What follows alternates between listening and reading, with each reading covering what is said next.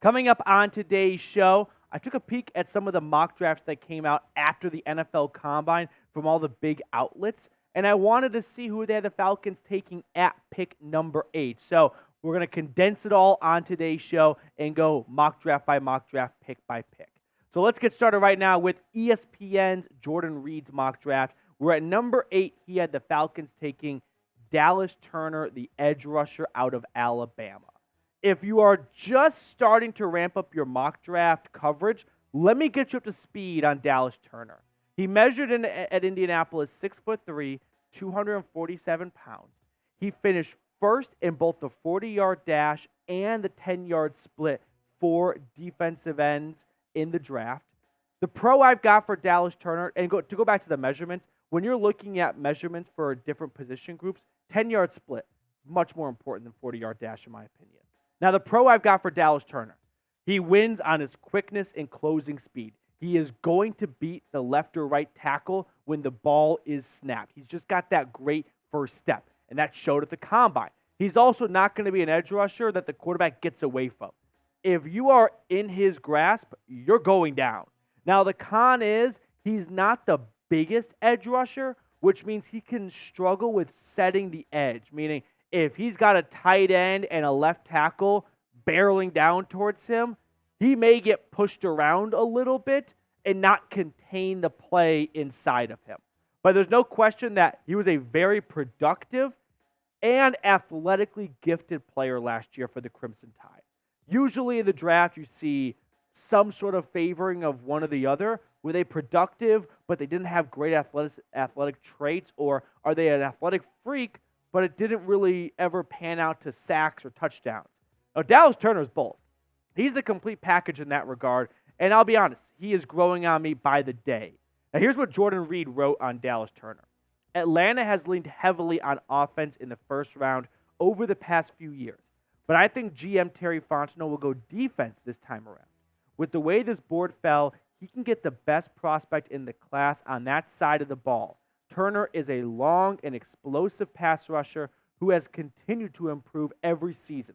Atlanta was last in pass rush win rate last season, 30.9%, but Turner can help. He posted 10 sacks and got pressure 16.7% of the time in 2023, both top 10 in the FBS. If I'm thinking about what the Falcons are going to do, not what I would do, I'm thinking through the lens and the eyes of Raheem Morris. You just hired a defensive-minded coach. What do you think he wants to do? The last head coach went offense. Round 1 pick after round 1 pick after round 1 pick.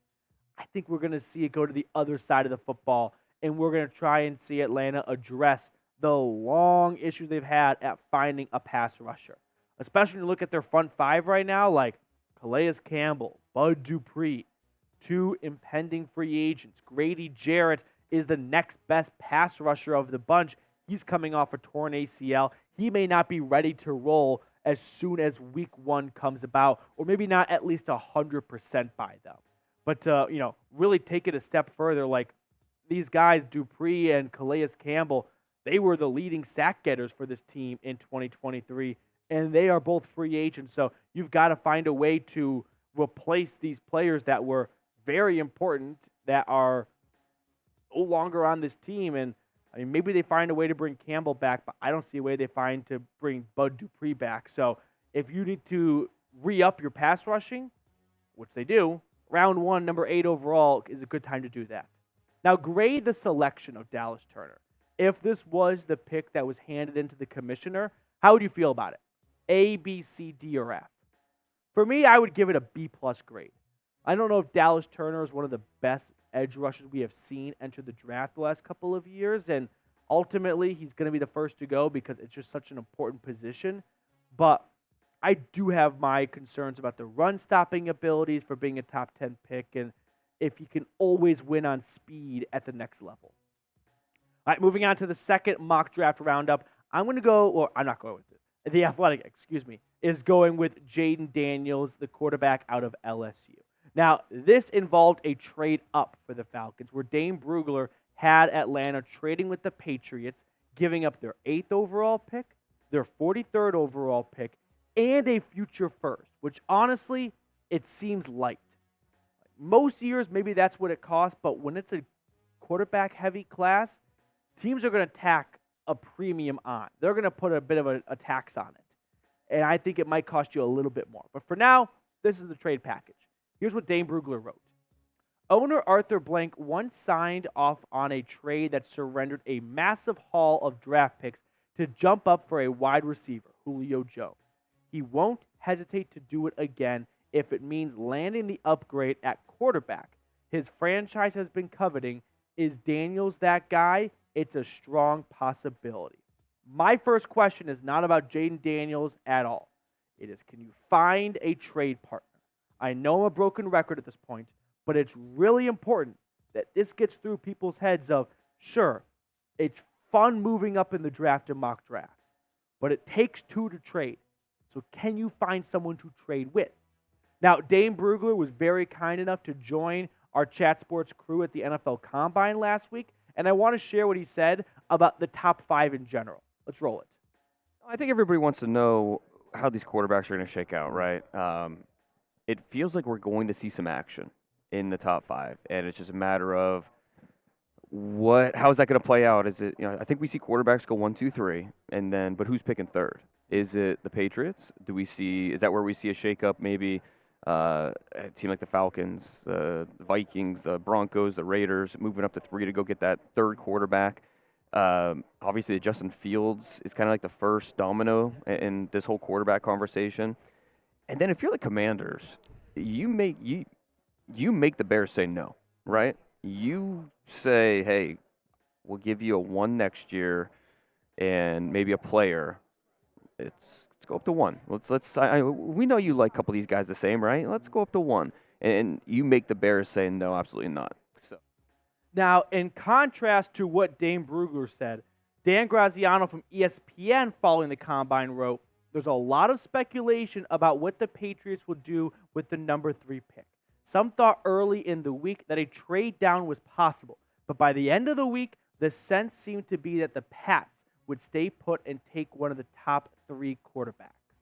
And I maintain the position I've had pretty much since the NFL draft order was set.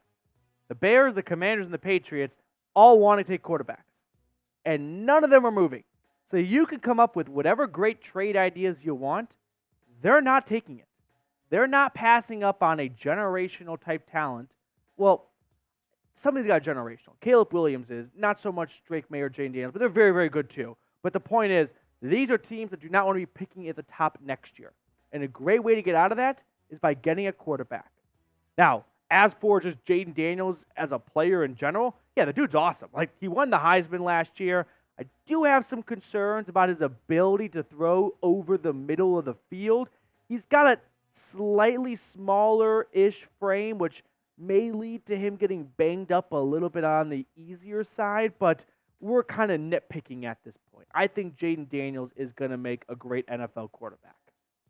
Moving on to the third mock draft, NFL.com's Chad Reuter, he had the Falcons going Jared Verse, edge rusher. So similar to ESPN, but a different player. So let's get to know the Florida State edge rusher. 6'4", 254 pounds, so a little bit bigger than Dallas Turner, but that size comes with some cons. Finished 4th in the 40-yard dash and 6th in the 10-yard split, whereas Turner finished 1st in both of those. Now, the pro I've got for Jared Verse is he wins with speed and power. Like, he's able to get himself off the line of scrimmage quickly, and he's not afraid to get the hand out and beat the offensive tackle to the point of attack. He's also got great awareness. He just seems to always find himself in a position to make a play. I think at the Combine you can get some really cool data points and whatnot, but you know what you're not going to get? Guys that just have a knack for always being around the football. Guys that can read an offensive play when the ball is snapped and know where the play is headed and where to be. And that's where Jared Verse thrives at. It's an awesome story. Started off at Albany with the Great Danes. Then he goes down to the Seminoles, puts together back-to-back 9-sack seasons. He's got a great motor, great effort. The con I've got for him is he's an average run stopper. I don't think he is someone that's going to come in there and really set the edge for you and be a dual threat type of edge rusher where get after the quarterback and also find himself in the backfield taking down running backs. There were times where he missed some easier tackles that I'm sure he'd like to have back. But my takeaway from this is we go on Jared Verse over Dallas Turner. That's what NFL.com had the Falcons doing, being the first team to take an edge rusher and going Florida State over Alabama. I disagree on that front. I would prioritize Dallas Turner over Jared Verse. Now, before we get on to the final mock draft, make sure you are subscribed to the channel. We are so close to 20,000 subscribers as we film this during our live show, Quick Self Plug, Thursday at 5 p.m. Eastern. So help us reach that big milestone today. If you have not subscribed yet, please go ahead and do so. And our final mock draft comes from the Atlanta Falcons themselves, like the actual tweet. Who's your source? Literally us, the Falcons. Tori McElhaney, who's the team reporter, she did a mock draft, and she had the Falcons going Drake Maye, quarterback, and similar to The Athletic, this involved a trade up with the New England Patriots. It was actually the exact same trade. It's just Drake Maye was available instead of Jaden Daniels. So let's talk about the UNC quarterback. 6'4", 223 pounds. Like a lot of other quarterbacks, he pretty much skipped a lot of the stuff at the combine. So we just got to go off the film, and that's probably the best way to go about it anyway. The pro I've got for Drake Maye is great arm talent. If you're looking for a quarterback that can make all sorts of difficult throws, he can do that. He's got accuracy. He's got playmaking abilities due to his very high upside and his overall athleticism. The con is sometimes he tries to go for the home run, and it burns him. He had 16 interceptions during his 2 years at UNC, and there's just a little bit of coaching that needs to be done to take what the defense gives you from time to time. But 2-year starter, extremely productive, great size, great frame, great velocity, great accuracy on his passes. He really does check a lot of the boxes that you are looking for in a quarterback. There may be some sandpaper involved in getting him NFL ready, but I think he's going to morph into a Pro Bowl caliber quarterback. Now, here's what we got from the NFL Combine and Drake Maye talking about the Atlanta Falcons. Yeah, with the Falcons, Atlanta, I was really impressed. Obviously TJ Yates, North Carolina guy's quarterback coach. So that was my first interview of the combine here, so it made it easy, being with a North Carolina guy. And Coach Morris is, congratulating him. He was a new head coach, so I thought Atlanta went well. All in all, I would love to be in a world where the Atlanta Falcons land Drake Maye. I don't know if that world exists for the same reasons I gave for Jaden Daniels. Can you even move up? I won't beat this horse to death once again, but if you can find a trade partner, then the Falcons will without a doubt be a team interested in moving up. Chances of that seem a bit slim right now. But if you had to pick a quarterback between the two that Atlanta drafted in these mock drafts, who would you rather have, Drake Maye or Jaden Daniels? I go Drake Maye. I feel like Drake Maye is a much safer bet, and Jaden Daniels, well, he had a great run at LSU going all the way to the Heisman. I feel like Drake Maye, his skill set will transfer to the NFL better than Jaden Daniels. All right, that's going to do it for us on this edition of Falcons Today. Hope you guys are having a good rest of your day. Thank you so much for tuning in, and we will see you all later.